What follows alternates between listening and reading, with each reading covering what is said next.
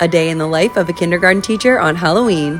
Happy Halloween! It's everyone's favorite monster Stitch here, ready for a monster mash in the classroom.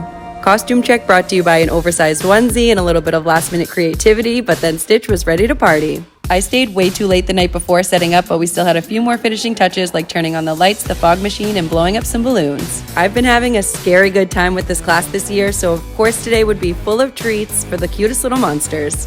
I set out these monster-making play-doh kits on their tables and passed out their Monster Mash coloring pages, clicked on the galaxy lights and put up our monster morning message with some Kids Bop Halloween music, and in came all the little monsters dressed in costumes. They made their Play-Doh monsters with googly eyes, pipe cleaners, and pom-poms, and colored their Monster Mash coloring pages before it was time for our school's costume parade around the neighborhood. It was so fun seeing all the kids' costumes, and we also saw some spooky decorations along the way, which got us hyped to have a big dance party when we got back.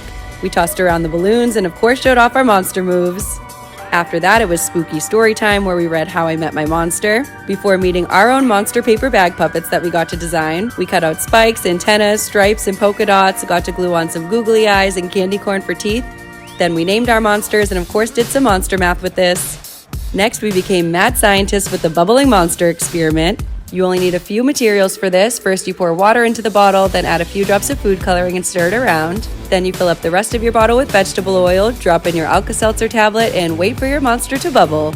This was my first time trying this experiment, so I was a little bit worried, but it turned out so cool. The kids were literally mesmerized. After we recorded our results like scientists do, and I guess some of us even turned into monsters from this one. Next up, we read the book Monster House to get ready for our Monster House STEM challenge. We used marshmallows and toothpicks to build 3D houses for our monsters that had to stand on their own and our monster had to fit inside of. This was a little bit of a struggle for most of us, but we did end up with some standing houses.